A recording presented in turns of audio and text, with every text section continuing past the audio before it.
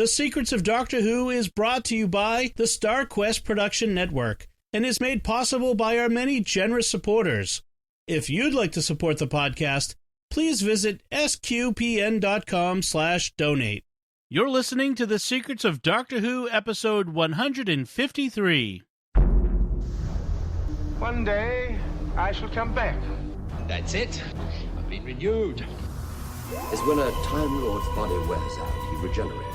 I'm a Time Lord. I'm not a human being. I walk in eternity. Braveheart team. Change, my dear, and it seems not a moment too soon. Unlimited rice pudding. Position healers. Wearing a bit thin. Fantastic. I am Scottish. I can complain about things. Ooh. She'll be fine. Hi, I'm Dom Bettinelli, and you're listening to The Secrets of Doctor Who, where we discuss everything about the hit BBC series, Doctor Who. And today we're discussing the 10th Doctor story, Stolen Earth. Joining me today on the panel are Jimmy Aiken. Hi, Jimmy. Howdy, Dom. And Father Corey Stika. Hi, Father Corey. How's it going? Very well, thank you. Folks, remember to like The Secrets of Doctor Who on our Facebook page, facebook.com/Secrets of Doctor Who. And then retweet the shows on Twitter as well, where we're at SQPN, and leave us comments wherever you can, so that really increases our engagement and helps get our stuff in front of more people on social media, and that really is really appreciated. All right, so we're talking about this episode, The Stolen Earth, which is the first of a two-parter of a season finale, sort of. Yeah, I mean, sort of, maybe. Technically, it's season finale, although there will be several episodes, specials, quote-unquote, that will air, originally aired over the course of months, the specials, that culminated basically in a year. Yeah, essentially a year, that culminated in the regeneration. So this is really the end of the season, and it aired in June of 2008. So we have the Doctor, and we have, as companions, Donna, Rose, Jack, Sarah, and Martha. We are overloaded with Mickey companions. And Jackie. Yes, eventually in Journey's End, we'll have Mickey and Jackie. So the basic recap for this episode, Earth and 26 other planets are stolen, taken to the Medusa Cascade, and no one can find the Doctor. And it's up to the combined forces of Unit, Torchwood, Sarah Jane, and Rose to fight off the thieves who only have one thing to say to the Resistance: exterminate. I didn't write that. I pulled that off of the TARDIS wiki. Someone else had a... Oh, that sounds so brilliant. Yes, brilliant. So at the end of the previous episode, Turn Left, the Doctor and Donna were on the China planet, and Donna had this vision in which she met Rose Tyler in an alternate reality, and Rose said to give the Doctor the message, Bad Wolf. And when Doctor gives him that message, the Doctor realizes that she's encountered Rose, and they run outside, and every piece of writing is Bad Wolf. Even on the TARDIS door, it just says Bad Wolf over and over again. And so they're freaking out. They come back into the TARDIS. The lights are red, and the cloister bell is sounding, indicating imminent disaster. They go to Earth, and when they step out on Earth at the beginning of this episode, everything is fine. It's Saturday, and the milkman is delivering milk. Yes.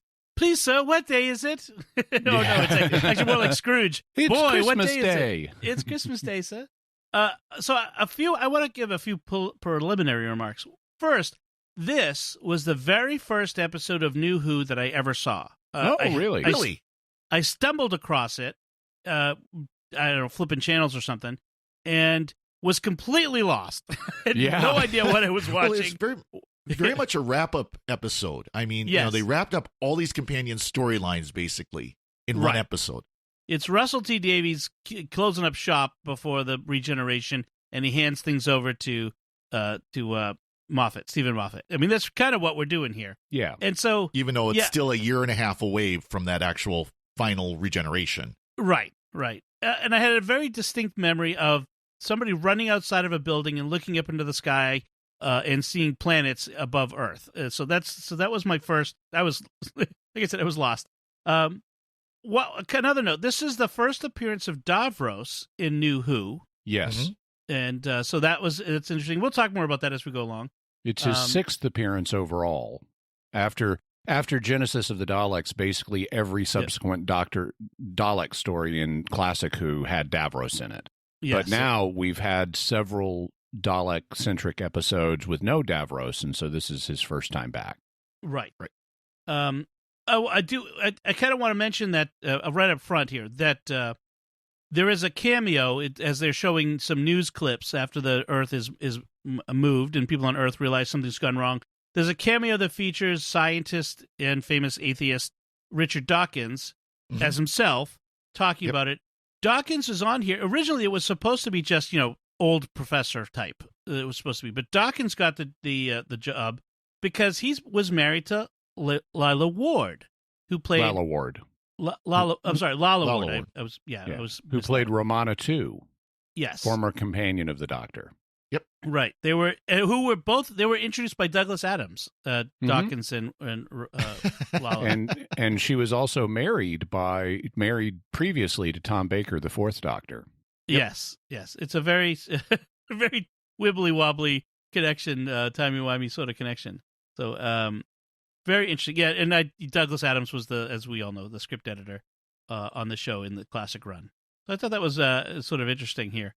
Yep. So as you mentioned, Jimmy, this was really an immediately follow on from Left Turn, the last episode. Turn left. Sorry, turn left turn left. Yep. And the Doctor says, after he gets here and he finds it, sir, what day is it? It's Christmas Day.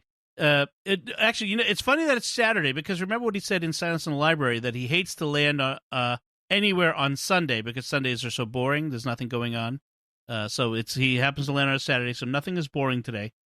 Yeah. He says that Rose crossing over from the parallel world where he left her means that the walls of the universe are breaking down. Okay, so that's what we've been told. And so they run back into the TARDIS, and then something shakes the TARDIS all over the place, and the milk truck, which breaking things. And they look back out the door, and the TARDIS has moved, right? Or it hasn't, he realizes. The Earth has moved, leaving the TARDIS in place. Kind of like, pulling the tablecloth out from underneath a set of china, place setting. Exactly. The Earth got yanked out from underneath the TARDIS, and all they got was a little bit of a bump. Right. Yeah. And I think that's a very interesting part of the mythology about the TARDIS, which is the TARDIS is so inviolate, such that if you move the Earth with the TARDIS on it, you move a planet, the TARDIS doesn't move. It is solidly where it is. Well, they're very inconsistent about this because, yes. I mean, I get it. The TARDIS is locked into certain relative spatial coordinates, but it still should be moving at 1,000 miles an hour just to be keeping up with the turning of the surface of the Earth. Right. Not to mention the orbit around the sun. Yeah.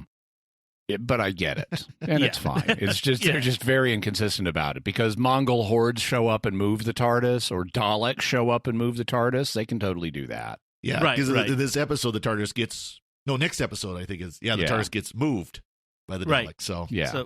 So it can move and it can't move. Also, we get a shot of the Doctor's hand in a jar. Yep. Which is going to play an important role next episode. Foreshadowing. Yeah. Yeah.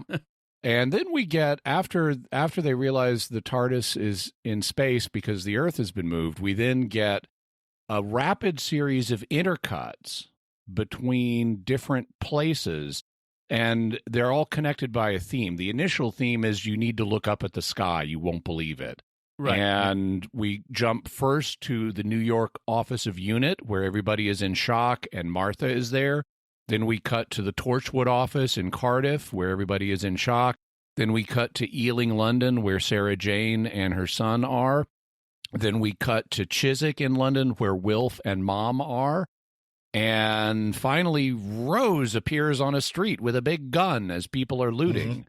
And we keep, as the story progresses, we keep cutting back between these different locations, with the Doctor and Donna largely out of the picture for a good chunk of the episode, as we see the remnants of everybody who knew the Doctor struggling to cope with the situation. I thought it was very effective intercutting. Yes, it was. And everyone, they also have, everyone says that's impossible. They look at the sky and say, that's impossible, or a variation on that, until we then see it when they look into the sky and they see other planets in the sky of Earth. So really big. The Doctor and Donna decide to go get help from the Shadow Proclamation because, documents are really helpful that way. Yeah, I know. This is where they establish the Shadow Proclamation is not just a proclamation. It is an organization that the Doctor describes as Space Police. Yeah, it's a posh name for police. That's how he puts it. We are told that 26 planets in the sky. The planets didn't come to Earth. That Earth moved. People on Earth know this because the stars have changed. So I thought that was a nice bit of tying up a loose end. And then someone asks Jack, "Well, what about there's no sun? We're all going to die and freeze to death." And Jack says, "Nope. Someone has established an atmospheric shell to hold in the air and the heat." So again, another nice tying up some loose ends. Also, these planets are the ones we've been hearing about turning up missing all season, like Adipose 3, the breeding planet for the adipose. We were told that was gone, so that's why the adipose had come to Earth to breed. Also, the lost moon of Poosh that we heard about in Midnight. I know, that's my favorite, too. And a variety of other such worlds. Pyrovilia, which Donna had heard when they visited Pompeii, had gone missing. And so we've heard all these are the breadcrumbs that have been seasoned throughout the season for us.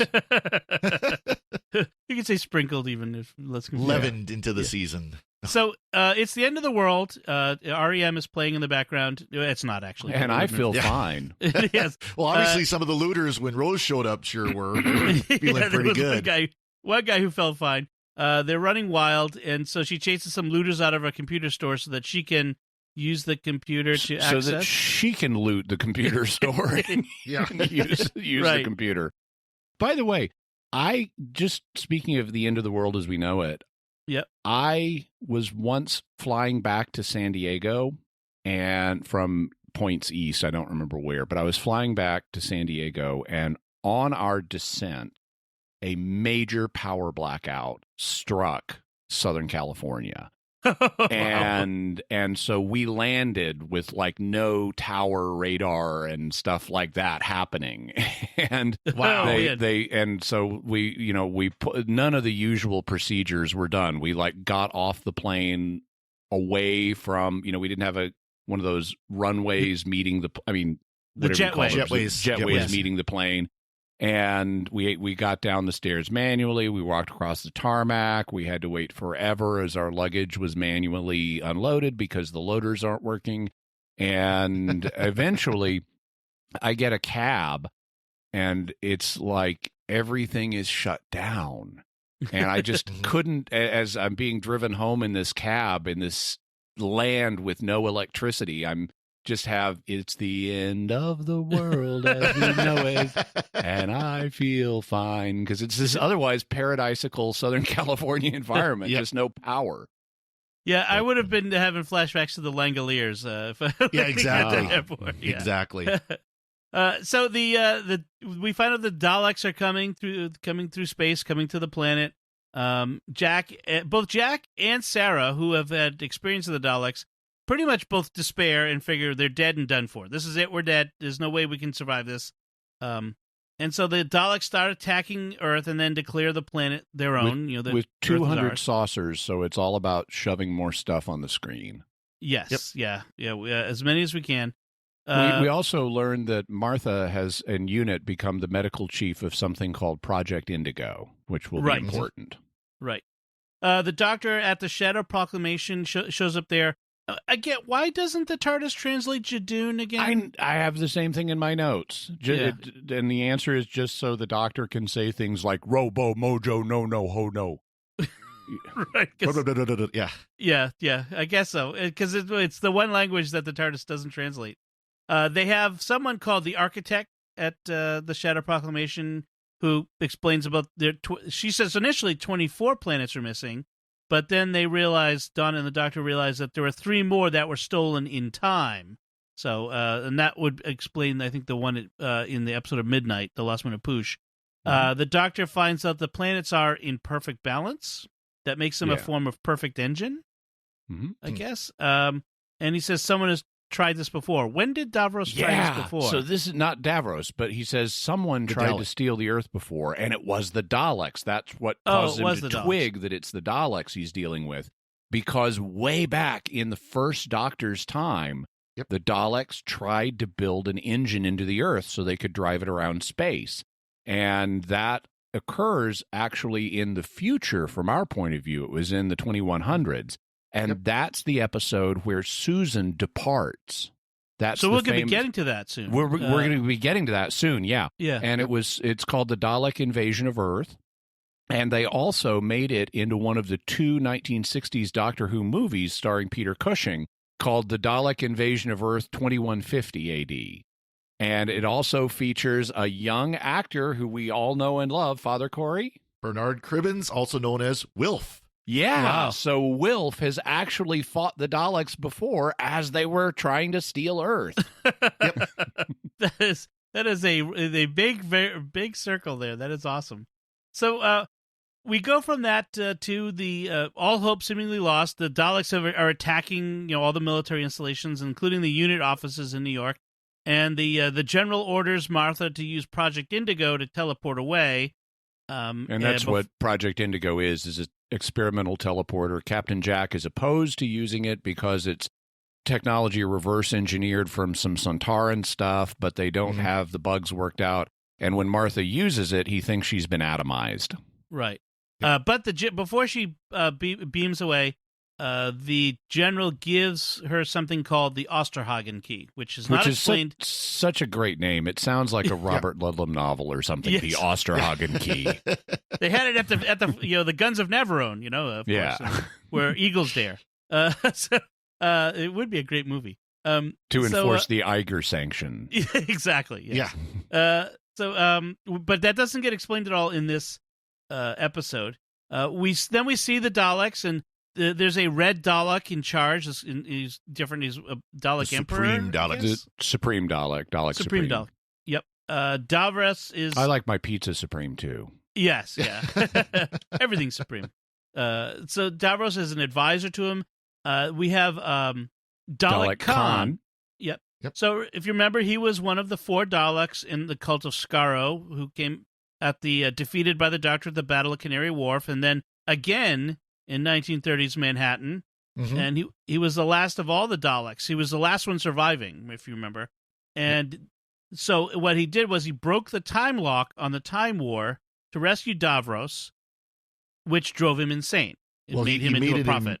He made an emergency temporal shift. In other words, he jumped anywhere in time, just get out of there, and he ended up in the Time War, is kind of how I understood it. Right. Luckily for him. But it drove him insane and turned him into a prophet of some kind, which is very creepy little oracle. It was mad visionary. Nice. Yeah. I kind of like that addition to it. So you have Davros, the Red Dalek, the Supreme Dalek, and Dalek Khan, all as sort of this triumvirate of Daleks, which means that they're not monolithic. They're not just random Dalek. There's characters and personality in there, which makes this a better story than it otherwise would have been. And as we'll see, there are disagreements and tensions among them. Right. That's something that's definitely been a development with the Daleks, because, of course, your initial scenes of the Daleks is, we obey. Right. If that's true, why do you need to keep affirming it? Why don't you just obey? Yeah, right. They were essentially like the Borg, and then even with the Borg, you had to develop the Queen so that there was a personality within it, and they just weren't a faceless mass. By the way, speaking of creepy prophets, back at the Shadow Proclamation, Donna is suffering from feelings of inadequacy, given that she's just a temp from Chiswick, even though she can do 100 words per minute, which is actually quite good. That's really impressive.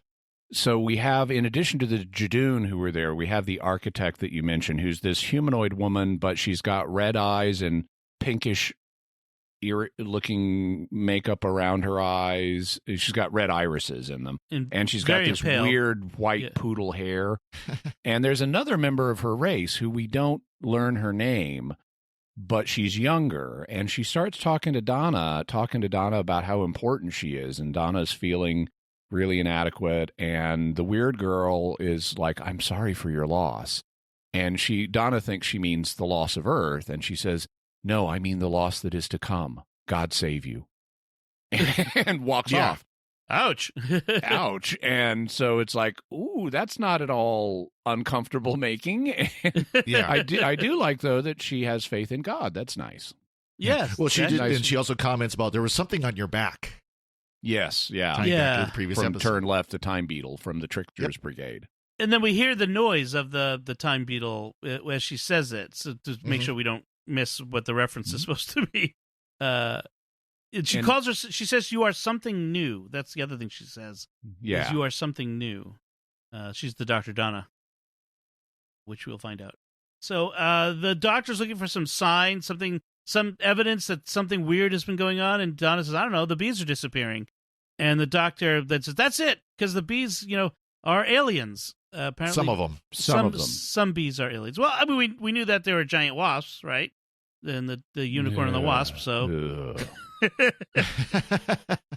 so there may be the bees. And the migrant bees use the Tandaka scale, which is a series of wavelengths, as a carrier signal. Is that just all baloney? This is all BS. Yeah. Okay, I was like, I didn't know if there was some sort of like how bees find the hive or something, but okay. But they apparently can follow it to where the planets went because the transmet used the same wavelength that moved the Earth. I don't know. Bees actually use Dead Reckoning and the Sun. Okay. And a little dance, which proves the superiority of dancing. Yeah. So the architect says, okay, well, Doctor, your TARDIS has now been seized. We need it to lead us into battle against the Daleks. He says, oh, okay. Well, wait right here. I'll be right back. And goes in and shuts the door. Let me get the key. Yeah. Yeah. I like how the architect is all dramatic. The Shadow Proclamation is declaring war, and you, Doctor, will lead us into battle. Mm. Yeah, and he's like, okay, yeah, I'll be right back. Doctor, come back. Now the Daleks are done blasting things, and they're now rounding up all the people.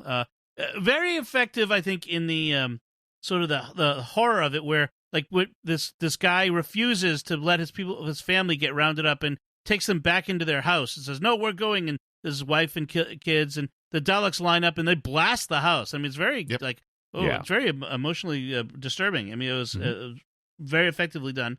And for comic relief, Wilf has a paint gun because he apparently forgot about the actual firearm he's got that we'll learn about in a few specials from now. Right. But he's got a paint gun, and he uses it to splop on the Daleks' eye stalk.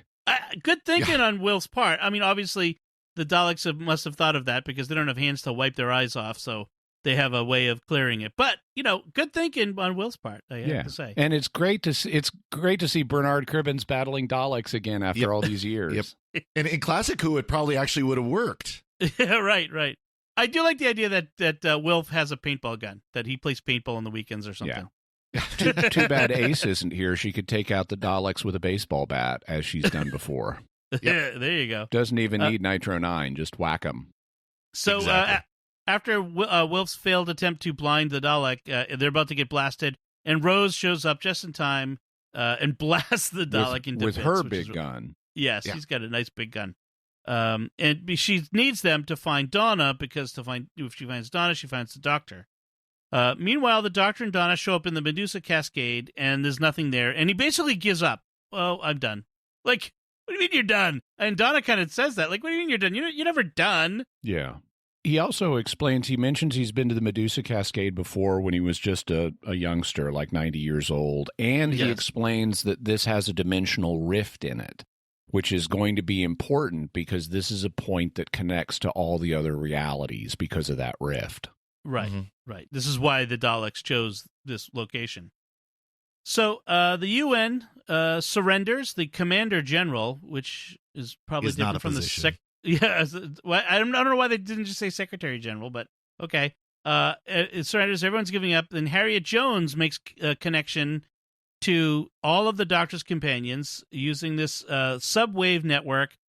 In this software that seeks out anyone who can contact the Doctor. The software was invented by the Mr. Copper Foundation.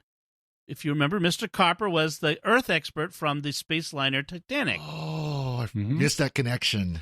Yes. I like how, so it's not just anyone who can contact the Doctor, but anyone who's had contact with the Doctor. Mm-hmm. And I love how her character, they use her character quirk from all the way from when she was just a representative of like a pocket borough.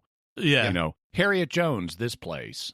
Yeah. Right. And everyone, yes, I know who you are. So now it's Harriet Jones, former prime minister, and she whips out her ID for everybody. Yeah. It's like, yes, we know who you are. And eventually it's going to be the Daleks. Harriet Jones, former prime minister. Yes, we know who you are. Yep. That was good. That was good. So, speaking of Mr. Copper, apparently they were originally going to bring back the actor, Clive Swift, who played Mr. Copper in Voyage of the Damned, but changed it because Swift did this interview for Doctor Who magazine in which it kind of went off the rails. He insulted the interviewer, the franchise, and the fandom in general before walking out of the interview. So, wow. Yeah. So, that guy burned a bridge. But we have at least the character here in some form. Now, Rose can hear them communicating, but she can't communicate back because Mom wouldn't let Wilf have a webcam because they're naughty. Yeah. I love that. That is so funny. I know that's why that's so 2008 though. I mean, yeah, yes, yeah, they come built in now. You can't avoid them. I put the best you can do is put a piece of tape over them. Yep, exactly. I like though so what that does is Rose is not able to interact. She can hear and see what the other people are doing on the subwave network, but she can't announce anything to them. Yeah. So they don't know she's here, and it creates this poignancy on Rose's part. Unfortunately, they forgot the text chat on that version of Skype. Yeah, there's no text chat in the subwave network. I really love the concept, though, of Harriet Jones putting together the Doctor's secret army, to care for Earth when he can't be found. Yes, that was her goal behind this, which sort of, well, I'll get to the second, but the people that she's talking to are Jack, Sarah Jane, and Martha. And, Harriet says, someone asked her about the Doctor removing her as prime minister, and she says, I wasn't wrong before, because her point was, what do we do when you're not around, Doctor, and these things happen? I mean, that's precisely the point here. Right. It was the point in this, but it was also the point in Turn Left. Mm-hmm. That what happens to Earth when the Doctor's not there? Everybody else has to be able to step up and take care of Earth, and that's one of the things she's doing. Well, what you do is you get the Doctor, you call the Doctor to come and save you, which is what she's doing. Or you do the best you can with the people who are left, which is what proceeds to play out. It's nice, really. Also, we get some nice role reversal here between Martha and Rose, because as they're assembling the people on the subwave network, Harriet says there's one more person to be contacted, and Rose is thinking, it's me. And then, no, it's Martha. And Rose is like, who is she? And she's resenting the fact that Martha is part of this thing and she is excluded. And it's such great role reversal for all those times that Martha was resentful of how the Doctor was pining over Rose and, Rose this and Rose that. And it's nice to see Martha having Rose having similar feelings with regard to Martha. That's true. That's true. So they devised this plan of having all the phones on Earth because it's always all the phones on Earth. That's right. Yeah. All the phones on Earth make a call at the same time to boost the signal. It's just so silly. What does that even mean? And if so, why do Wilf and Mom and Donna have to be dialing their phones if Mr. Smith is dialing every phone on Earth? Right. Well, but at least it's every phone exchange. They said every phone exchange, not every phone. Yeah. So the exchange is the phone company system, but still, same idea. We do get to see the Doctor's transtemporal phone number, though. For the record, it is 07700-900-461. And that is a phone number in England. It's kind of like any phone number you see on American television that has a 555 exchange. Okay. It's reserved for TV. If you call that, you're not really going to get anything. And this is the British equivalent of that. It's a phone number that's reserved for television shows, and it's a dead line. So loads of fans called it and got nothing. Oh, they didn't even have a recording. Like, this not is the even doctor. A recording. Yeah, sorry, I'm off saving the world right now. Yeah, how hard would that have been? When the old pop song 8675309 came out, they did actually put something on that line for you when you called it. You heard something. Well, there were actual area codes where people had that number. Just regular people had that number, and then the song came out, and all of a sudden they're getting all these calls because kids would just pick up and dial 8675309. Yeah, and so people have to change their number. Yes. Anyway, so the call tells them that they pulls the Doctor and Donna in the TARDIS 1 second into the future because the Cascade has been put a second out of sync with the universe. And thus in a pocket of time. And this is nonsense, because if it was a second into the future, all they had to do was wait a second and the planets would appear. Well, they'd always be 1 second behind, I think, is the idea. The idea is like time is nonsense. This is scientific nonsense. Well, yes, it is. But don't you know that time acts like two cars on a highway where if you're going the same speed, you'll never catch up. Yeah, exactly. That's what they're saying. No. You're out of phase. You have to reverse the polarity. Come on. If you're gonna want to say they're in a pocket universe or they're out of phase, just say that. Don't add a nonsense explanation using real scientific terms. Yeah, that's true. So Donna sees that all the people show up from the subwave on the Doctor's screen on the TARDIS and says it's like an outer space Facebook, which is a bit remarkable because Facebook in 2008 was still like brand new as something that just anybody could join. Like it had existed for a few years as a college thing. It was still actually pretty brand new. So I thought that was kind of funny that we have this reference here to outer space Facebook. Donna would be into social media. Yes, she totally would. Dalek Khan senses that the Doctor has arrived, and he calls him the Dark Lord, which is fun. Then the Doctor communicates with Davros, and he says, "I saw you die in the first year of the Time War at the gates of Elysium when you flew your command ship into the jaws of the Nightmare Child." Which, has anyone written anything about this? Because really, I want to know what all this is. I believe the Nightmare Child has been written or has appeared in alternate media. What they've done, what Big Finish and others, but what Big Finish has done is they've taken references that the Doctor has made to things in the Time War, like the Army of Neverwhers and various other things, and they've started exploring that period. They did a series of audio sets with John Hurt as the War Doctor, and then after he passed on, they've now started to do sets with Paul McGann in the early phases of the Time War. Oh, so cool.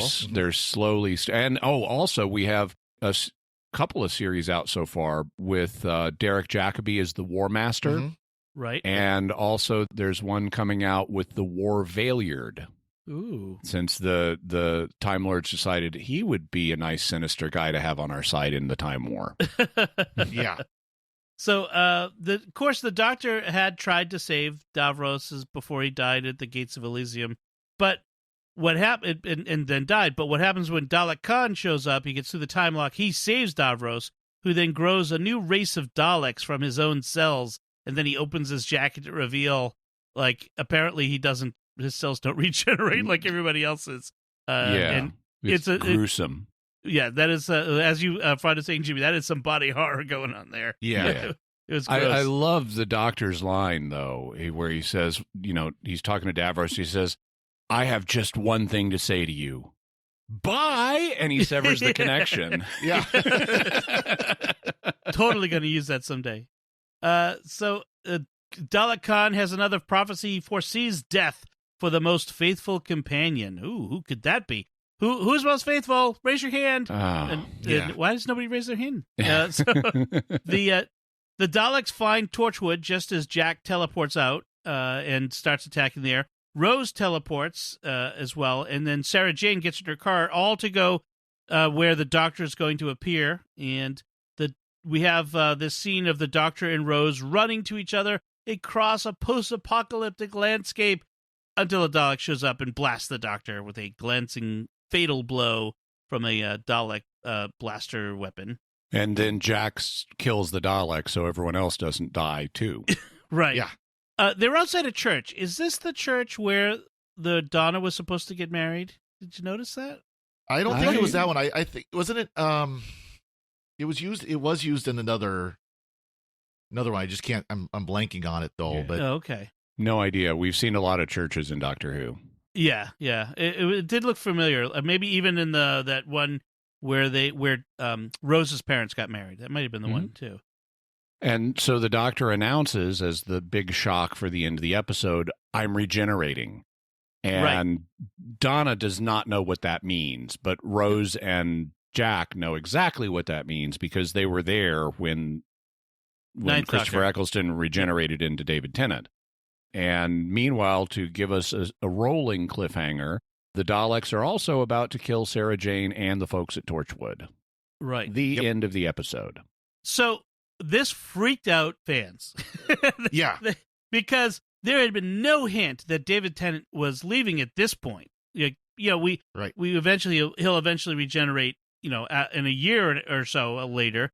But at this point, people are like, what is going? The Doctor's regenerating because we've never had a regeneration start that didn't go to completion. And so for a week, people were freaking out online trying to find out what was really going on here.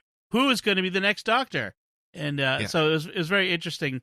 And it turns out the next Doctor was David Tennant. Yeah, exactly. Because as they retconned in, was it Time of the Doctor? That was a regeneration. He just never changed anything. Yeah, right. Which we'll talk about at the beginning of Journey's End. But it does. This was a great cliffhanger, and it was the first. Even though we didn't know it at the time, it was the first regeneration fake out of certainly in modern Who. Yeah. Right. Unfortunately, Peter Capaldi in his last season would have multiple regeneration fake outs, which really cheapened the currency of the realm. Yep. Yeah, it has totally lost its drama, and so I hope we don't do this, at least for several more Doctors, shall we say, or ever again. Or ever. They need to forget this idea even exists. Yeah. We've used it. We're done. Let's see. Is there anything else we need to be said about this before we finish? Father Corey, do you have any other notes on this? The UN gets mentioned a lot, and no one listens to them. They issue an edict to stay calm, and of course, no one listens to the UN like in real life. But they do have ultimate Code Red, not just Code Red, ultimate Code Red. That sounds like a Mountain Dew drink, personally. They brought back Resistance is Useless, which does predate the Daleks used long before the Borg were ever thought of by Star Trek. Yeah. And then I thought it was a good ending for Harriet Jones, that she gave her life that they could contact the Doctor. That was a heroic ending. That was very good. Jimmy, what any other notes? No, other than I think that this helped. I like the way it tied into previous Who, including all the way back to the Dalek invasion. And people have pointed out the silliness of the Daleks' plan to install a motor in the Earth and drive it around space.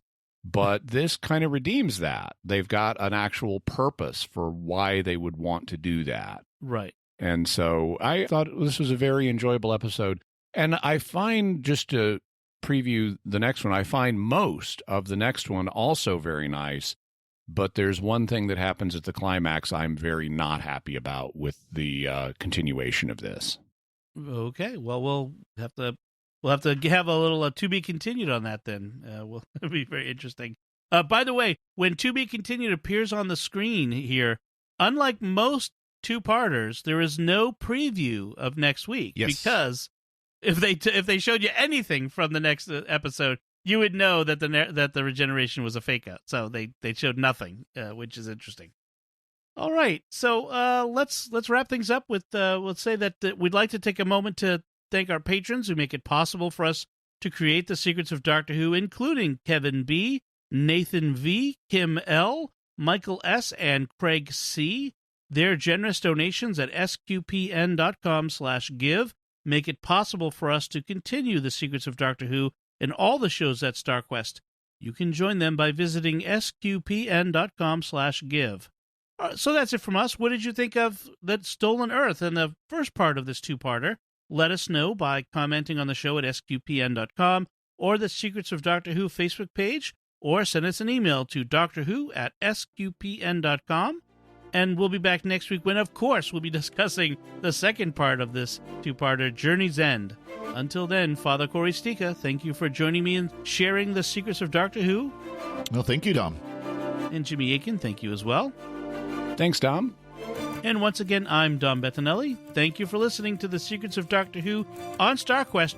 And I've got just one more thing to say to you. Bye! Right. This is going to be fun.